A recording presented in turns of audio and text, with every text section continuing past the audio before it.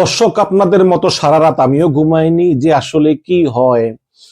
Iran শুধু মুসলিম দেশ বলে আসলে না, যে একটা জাতি, মনে করেন সে যে কোনো জাতি হোক না কেন, খ্রিস্টান হোক বা বৌদ্ধ হোক বা যে কোনো হোক না কেন, একটা পুরো জাতিকে মেরে ফেলা হবে।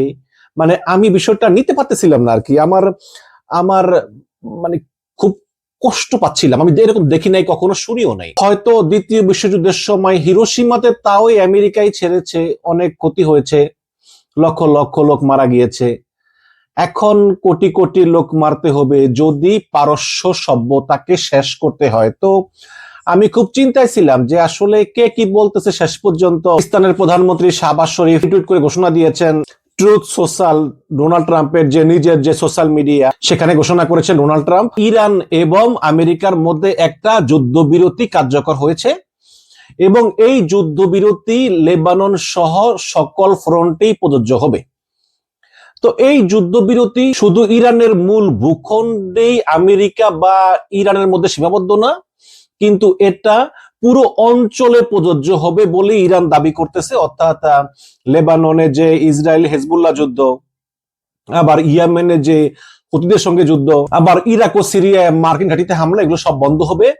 এখন পাকিস্তানের প্রেসিডেন্ট শাহবাজ শরীফ উভয় পক্ষকে আগামী শুক্রবার 10 এপ্রিল পাকিস্তানের রাজধানী ইসলামাবাদে আমন্ত্রণ জানিয়েছেন এবং পাকিস্তান এই ঐতিহাসিক বৈঠকের মধ্যস্থতাকারী হিসাবে থাকবে। মার্কিন প্রতিনিধি দলের মধ্যে থাকবেন president Donald Trump, vice president JD Vance এবং মধ্যপ্রাচ্য বিষয়ক বিশেষ দূত স্টিভ হুইটকফ, এবং ইরানের প্রতিনিধি দলে থাকবেন president Masoud Pezeshkian, speaker Mohammad বাগের গালিবাফ এবং পররাষ্ট্রমন্ত্রী আব্বাস আরাকচি থাকবেন।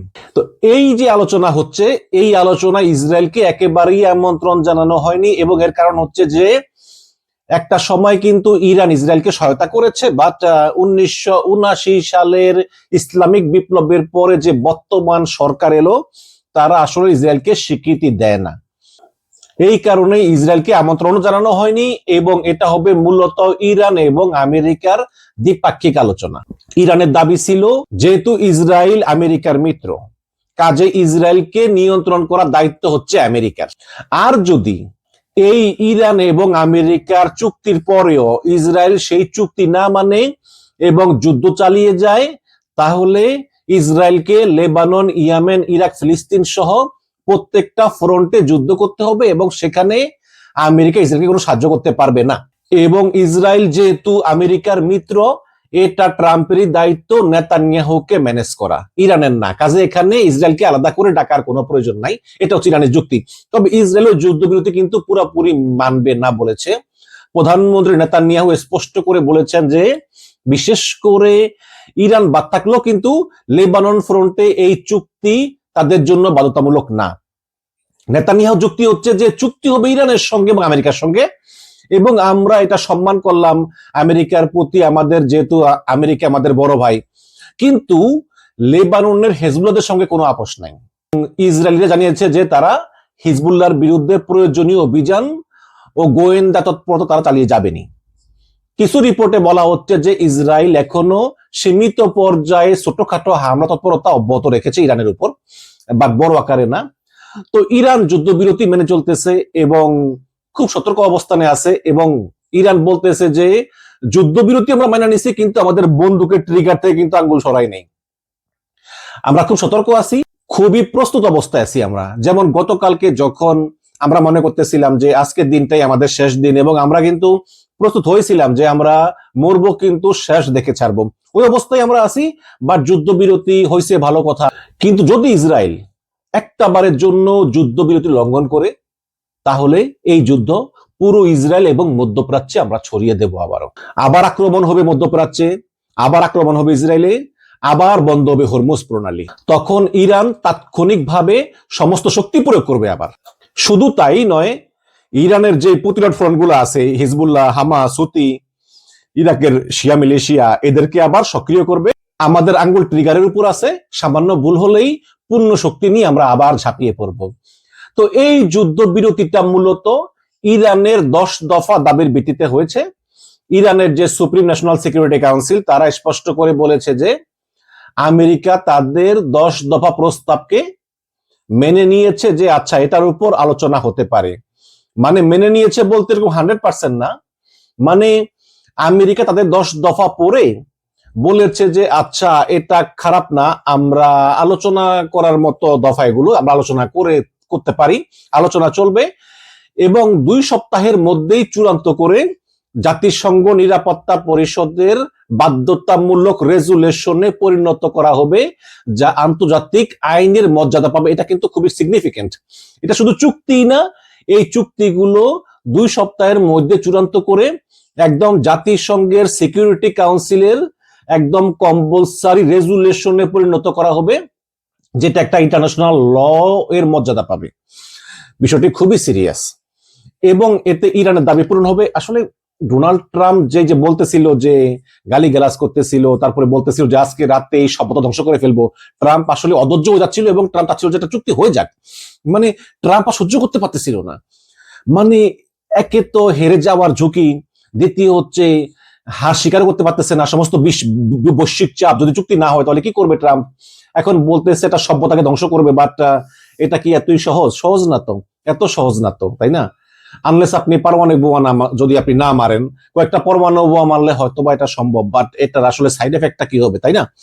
এইসব বিভিন্ন চিন্তা ভাবনা আছে, এগুলো নিয়ে ট্রাম্প নিজেও খুব চিন্তিত ছিল, এবং তিনি একটা মানে প্রস্তাব পাওয়ার জন্য তিনিও উঠে পড়ে লেগেছিলেন। যাই হোক, আমার তো মনে হয় যে ট্রাম্প নিজেই পাকিস্তানকে ফোন করে বলেছেন যে তোমরা আসলে একটা ব্যবস্থা করো, একটা প্রস্তাব পাঠাও।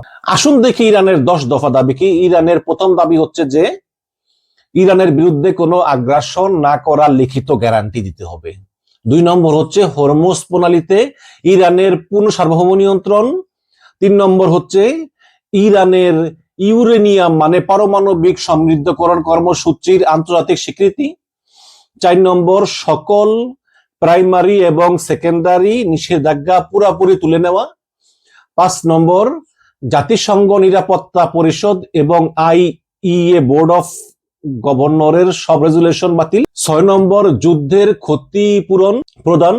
7 নম্বর মধ্যপ্রাচ্য থেকে সকল মার্কিন যুদ্ধ বাহিনী এবং ঘাঁটি প্রত্যাহার। 8 নম্বর লেবাননের হেজবুল্লাহ, ইয়েমেনের হুতি, ইরাক ও ফিলিস্তিন সহ সকল প্রতিরোধ ফ্রন্টে যুদ্ধ বন্ধ। 9 নম্বর বিদেশে আটকে থাকা সকল ইরানের সম্পদ মুক্তি। এবং 10 নম্বর পুরো চুক্তিকে জাতিসংঘ নিরাপত্তা পরিষদের বাধ্যতামূলক রেজুলেশনে রূপান্তর, যা বাইন্ডিং ইন্টারন্যাশনাল লতে রূপান্তরিত হবে। তো এখানে এই 2 পক্ষের যে নেগোসিয়েশন 2 সপ্তাহ ধরে চলবে, এটাতে আমেরিকা চায় খুব দ্রুত। আমেরিকা বলতেছে যে 2 সপ্তাহ দরকার নাই, মানে এই 2-1 দিনের ভিতরে শেষ করে ফেলতে। ইরান চায় এখন একটু সময় নিয়ে, 2 সপ্তাহ হয়েছে, আরো 4 সপ্তাহ করেন, 1 মাস করেন, আমরা ধীরে ধীরে প্রতিটা দফা নিয়ে গভীরভাবে ধীরে ধীরে আলোচনা করি, এটা চুক্তি করি। কিন্তু আমেরিকা চায় যে না, এটা মানবো, এটা মানবো, এটা মানবো, এটা মানবো, চুক্তি শেষ, তোমরা সাইন করো। কিন্তু ইরান চায় যে না, খুব আস্তে আস্তে হোক। ইরান কোনো ছাড় দিতে নারাজ। কাজেই এই 2টা ভিন্ন চরিত্র, যেমন ইরান চায় খুব আস্তে আস্তে, ট্রাম্প চায় খুব দ্রুত। এর জন্য এই 2 সপ্তাহে চুক্তি শেষ হওয়ার সম্ভাবনা কিন্তু খুবই কম, যদি না আমেরিকা বড় ধরনের কোনো ছাড় দেয় বা আমেরিকা বলে সব মেনে নিলাম। কিন্তু তা না হলে হয়তো যুদ্ধবিরতির সময়সীমা আরো বাড়তে পারে। ওদিকে হরমুজ প্রণালী অলরেডি খোলার তোড়জোড় চলতেছে, খুলে দিয়েছে, এবং জাহাজগুলো অলরেডি নোঙ্গর তুলতেছে। বাংলাদেশের একটা জাহাজ আছে, ওরাও নাকি নোঙ্গর তুলতেছে, ওরা আরো রওনা হবে। দীর্ঘদিন ধরে ওরা ওখানে আটকে আছে। বাংলাদেশের জাহাজও কিন্তু ছাড়লো না ইরান, শুধু আমাদের পররাষ্ট্রমন্ত্রী খলিলুর রহমানের উল্টা পাল্টা বিবৃতির কারণে বাংলাদেশের জাহাজও আটকে ছিল। তবে এখানে একটা জিনিস দেখার বিষয়, সেটা হচ্ছে যে 6 নম্বর এবং 7 নম্বর পয়েন্টটা আসলে আমেরিকা মানবে বলে মনে হয়। যেমন 6 নম্বরে বলতেছে যে যুদ্ধের ক্ষয়ক্ষতির পূর্ণ ক্ষতিপূরণ প্রদান। কে ক্ষতিপূরণ দিবে? ডোনাল্ড ট্রাম্প, প্রশ্নই আসে না। সে 1 টাকাও দিবে না। ট্রাম্প এমনিতেই টাকা পয়সা ভালোবাসে, সে আরো উল্টা টাকা নেয় অন্য দেশ থেকে। সে ক্ষতিপূরণ দিবে ইরানকে? দিবে না। এই গেল 6 নম্বর। 7 নম্বর হচ্ছে যে মধ্যপ্রাচ্য থেকে সকল মার্কিন যুদ্ধ বাহিনী এবং ঘাঁটি প্রত্যাহার। এটাও ট্রাম্প জীবনেও মানবে না। এটা নিয়ে প্রচুর দর কষাকষি চলবে। হয়তো পরবর্তীতে ট্রাম্প বলবে যে আচ্ছা 6ও মানবো না, 7ও মানবো না, কিন্তু তোমরা 2 নম্বর দাবিটা আমরা মেনে নিলাম, তোমার 2 নম্বর দাবিটা। এখন 2 নম্বর দাবি কি? 2 নম্বর দাবি হচ্ছে যে হরমুজ প্রণালীতে ইরানের পূর্ণ সার্বভৌম নিয়ন্ত্রণ, মানে হরমুজ প্রণালীতে ইরান এবং ওমান ভাগাভাগি করে টোল তুলবো। কিন্তু এখানে আবার আরেকটা কথা আছে, একটা কথা হতে পারে গোপনে। আমেরিকা বলতে পারে যে দেখো 6 নম্বর তোমাদেরকে যুদ্ধের ক্ষয়ক্ষতি এটা সম্ভব না, 7 নম্বর মধ্যপ্রাচ্য থেকে সকল মার্কিন যুদ্ধ বাহিনী ঘাঁটি এত কিছু আমরা প্রত্যাত্ত করতে পারবোই না, বাট এগুলো না করে 2 নম্বর শর্তটা আমরা রাজি আছি যে এই হরমুজ প্রণালীতে তোমাদের পূর্ণ সার্বভৌমত্ব নিয়ন্ত্রণ থাকবে। তবে একটা কথা আছে, সেটা হচ্ছে কি যে এই যে মানে টোল তুলবা, টাকা তুলবা, একটা জাহাজ থেকে $20 লাখ প্রতিদিন 200-300 জাহাজ চলাচল করবে, ওইখান থেকে অর্ধেক টাকা আমাদেরকে দিয়ে দিবা, অর্ধেক না হলে অন্তত 3 ভাগের 1 ভাগ আমাদেরকে দিতেই হবে, ওমানকেও দিতে হবে। সুতরাং এইটা ট্রাম্প করবে, এখানে কিন্তু টাকার গন্ধ পাইছে ট্রাম্প। এবং এই যে হরমুজ প্রণালী থেকে যেই টোল তুলবে, এটা তুলবে কিন্তু ইরান, মাঝে দিয়ে আমেরিকা ফাওর উপর একটা ভাগ পেয়ে যাবে। এইটা আমেরিকা করবে বলে আমার বিশ্বাস। আবার এই যুদ্ধবিরতির মাঝে যে যুদ্ধ বন্ধ হয়ে যাবে তারও কিন্তু কোনো গ্যারান্টি নেই। মানে কি কি হতে পারে, একটা হচ্ছে যে যদি পুরোপুরি সফল হয় সেটা ভালো, যদি আমেরিকা বেশিরভাগ দাবি মেনে নেয় তাহলে এটা ইরানের জন্য একটা ঐতিহাসিক জয় হতে যাচ্ছে। তবে 10 নম্বর দাবিটা আসলে আমেরিকা মেনে নিবে না। যেমন ওই যে ইরান বলতেছে যে পুরো চুক্তিকে জাতিসংঘ নিরাপত্তা পরিষদের বাধ্যতামূলক রেজলিউশনে রূপান্তরিত করে আন্তর্জাতিক আইনে পরিণত করা, এটা আসলে আমেরিকা মেনে নিবে বলে মনে হয় না। আবার এমনও হতে পারে যে কিছু দাবি মানা হবে, কিন্তু বড় দাবিগুলো যেমন হরমুজ, ক্ষতিপূরণ, আমেরিকার যে ঘাঁটি উঠিয়ে নিয়ে যাওয়া, এগুলো হয়তো মানা হবে না। সেক্ষেত্রে আলোচনা লম্বা হবে, তবে এর পরিণতি নির্ভর করতেছে হরমুজের পয়েন্টের উপরে। আবার এমনও হতে পারে যে ইসরায়েল এই আলোচনা চলার মাঝে যুদ্ধবিরতি ভেঙে আবার ইরানে হামলা চালালো, তখন আবার ইরান পাল্টা জবাব দিবে, আবার হরমুজ বন্ধ হয়ে যাবে, আবার যুদ্ধ ছড়িয়ে পড়বে। আবার আরেকটি সম্ভাবনা আছে যেটা আমরা চাই না, সেটা হচ্ছে যে আলোচনা ব্যর্থ হবে, যুদ্ধ আবার পুরোদমে ফিরে আসবে, আমেরিকা ইসরায়েল আবার ইরানকে আক্রমণ করবে, ইরানও পাল্টা জবাব দিবে। এখন যেহেতু ইসরায়েল এই চুক্তি মানে না বা অস্বীকৃতি বলতেছে যে আমরা চুক্তিতে নাই, এখন এটা ঝুঁকিপূর্ণ আর কি। এখন সবকিছুই নির্ভর করতেছে আমেরিকা কতটুকু ছাড় দিবে বা ইরান কতটুকু ছাড় দিবে, আবার পাকিস্তান কতটুকু নেগোসিয়েশন করতে পারবে এসবের উপরে। তবে সত্য বিষয় হচ্ছে যে ইরান টিকে আছে। যে আমেরিকা বলেছিল যে ইরান শেষ, ইরান ধ্বংস হয়ে গিয়েছে, ইরানের সরকার শেষ করে ফেলবো, সেই সরকারের সঙ্গেই আসলে আমেরিকা চুক্তি করতে বাধ্য হচ্ছে এবং ইরান খুব ভালোভাবেই টিকে আছে এবং তারা জিতে গিয়েছে। সত্যি ইসরায়েলি বিক্ষোভ হচ্ছে এবং ইসরায়েলি সাধারণ মানুষ জানতে চাইতেছে যে কেন এই যুদ্ধবিরতি প্রস্তাবে ইসরায়েল রাজি হয়েছে। সরকারের কাছে সাধারণ ইসরায়েলি নাগরিকদের প্রশ্ন যে তাহলে কেন এত ইসরায়েলিকে প্রাণ দিতে হলো, এত বিল্ডিং ধ্বংস হলো, এত দেশটা কেন ধ্বংস হলো, ইসরায়েল আসলে কি পেল এই যুদ্ধ থেকে? কিছুই পায়নি। ইসরায়েলের বিরোধী দলীয় নেতা কিছুক্ষণ আগে বলেছেন যে এই যুদ্ধবিরতির সিদ্ধান্ত ইসরায়েলের জন্য একটি রাজনৈতিক বিপর্যয়। নেতানিয়াহু আর কয়দিন পরে হওয়া নির্বাচনের পর আর থাকতে পারবেন না বলেই ধারণা করা হয় এবং রাস্তায় রাস্তায় ইসরায়েলিরা আজকে বিক্ষোভ করতেছে, একে অপরকে দোষারোপ করতেছে। ওদিকে ইরানে এত আঘাতের পরও আজকে ইরানের জনগণ রাস্তায় নেমে আনন্দ উল্লাস করতেছে, বিজয় উল্লাস করতেছে, কারণ ইরানের বিজয় হয়েছে। এখন প্রশ্ন হচ্ছে যে কিভাবে বিজয় হয়েছে? আমেরিকার কংগ্রেস এবং সিনেট সদস্যরা এখন ট্রাম্পকে দোষারোপ করতেছে এবং ট্রাম্পের অপসারণ দাবি করতেছে। এবং মধ্যবর্তী নির্বাচনে ট্রাম্পের দলের যে নতুন করে ভরাডুবি হবে এতে কোনো সন্দেহ নাই। এই সামনের নভেম্বরে এই মধ্যবর্তী নির্বাচন। আর ইরানের বিজয় হয়েছে। আমেরিকা এই যুদ্ধের প্রথম দিনই বলেছিল যে ইরানের সরকার উৎখাত করাই এই যুদ্ধের প্রধান উদ্দেশ্য, কিন্তু ইরানের সরকারের পতন হয় নাই। একজন খামেনি গিয়ে আরেকজন খামেনি এসেছে এবং এরপর না পেরে আমেরিকা ইসরায়েল বলেছে যে না, সরকারের পতন না, আমরা আসলে ওদের পারমাণবিক স্থাপনা ধ্বংস করতে চাই। হ্যাঁ, কিন্তু ধ্বংস করতে পারে নাই তো। ইরানের পারমাণবিক স্থাপনা ধ্বংস হয় নাই, বরং ইরান ঠিকই তাদের ইউরেনিয়াম সমৃদ্ধকরণ কাজ চালিয়েই যাচ্ছে। এরপরে কোনো কিছু না পেরে এরপর আমেরিকা বলতেছে যে আমাদের শর্ত না মানলে ইরানকে প্রস্তর যুগে নিয়ে যাওয়া হবে, ওদের সভ্যতাকে এক রাতে ধ্বংস করে ফেলা হবে, এক রাতেই ওদের সবাইকে মেরে ফেলা হবে। হয়েছে? তাও হয় নাই। বরঞ্চ ইরান আগের চাইতে অনেক শক্তিশালী দেশ হিসাবে আবির্ভূত হয়েছে। আমি তো মনে করি যে ইরান এখন বিশ্বের 4 নম্বর পরাশক্তি। আমেরিকা 1 নম্বর শক্তি, চায়না 2 নম্বর শক্তি, রাশিয়া 3 নম্বর শক্তি, আর ইরান 4 নম্বর শক্তি। আগে এটা কিন্তু ইরান বুঝতে দেয় নাই। ইরানের রাস্তায় রাস্তায় এখন মিছিল হচ্ছে, এত ধ্বংসযজ্ঞের পরেও সবকিছু কিন্তু ইরানের আগের মতোই স্বাভাবিকভাবে চলতেছে। তো এই যুদ্ধের টার্নটা আসলে ঠিক করেছে ইরান। কিভাবে হবে, কি করে হবে, মানে ইরান ছিল যুদ্ধের চালকের আসনে, এবং হয়েছেও তাই।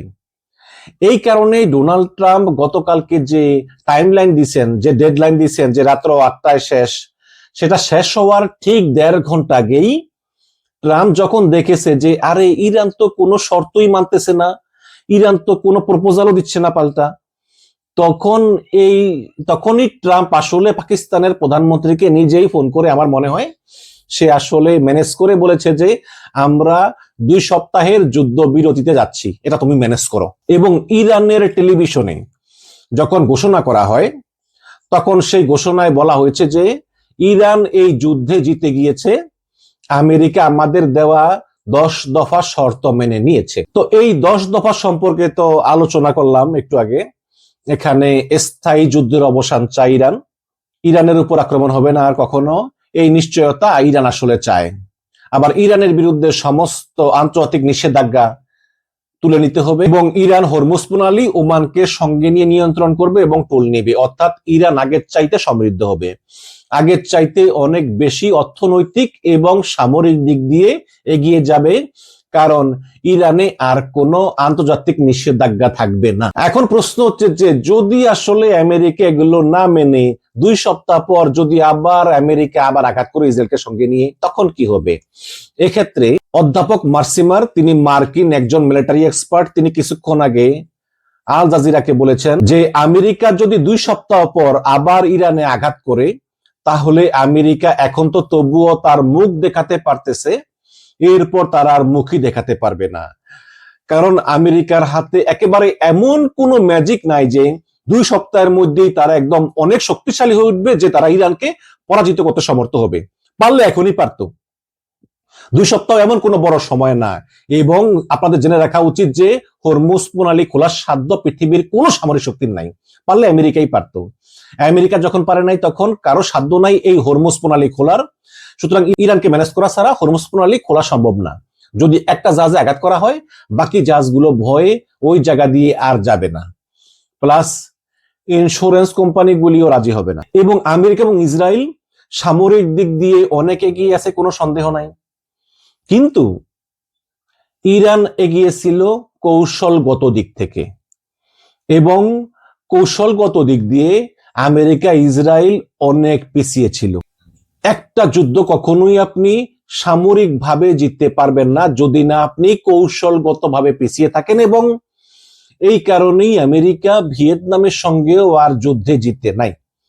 তবে একটা বিষয় স্পষ্ট হলো যে মার্কিন সাম্রাজ্যবাদ এই মধ্যপ্রাচ্যে আর কাজ করবে না, এবং এই সাম্রাজ্যবাদী আমেরিকার সঙ্গে সঙ্গে ওদের যে দোসর ইসরায়েল, যে বুর্জুয়া যে বন্ধুরা, সেই আরবদেরও আজকে নৈতিক পরাজয় হয়েছে। ইরান এই যুদ্ধে শুধু জিতেই যায়নি, ইরান নতুন করে পৃথিবীকে দেখিয়েছে যে দেখো, সীমিত শক্তি, সীমিত ক্ষমতা, সীমিত প্রযুক্তি, সীমিত সম্পদ, সবকিছু সীমিত নিয়েও শুধু আত্মবিশ্বাস এবং আল্লাহর প্রতি ঈমানের জোরেই এই পৃথিবীর সবচেয়ে বড় পরাশক্তিকেও পরাজিত করা সম্ভব, এটা ইরান দেখিয়ে দিয়েছে। এবং সমস্ত পৃথিবীতে এই মার্কিন সাম্রাজ্যবাদের যারা যারা অতিষ্ঠ, তাদের জন্য আজকের দিনটা আসলে বড়ই আনন্দের দিন। আমরাও দেখি 2 সপ্তাহ সময় আছে, দেখি আমরা আসলে আলোচনা কিভাবে এগোয়। ভালো থাকবেন, ধন্যবাদ।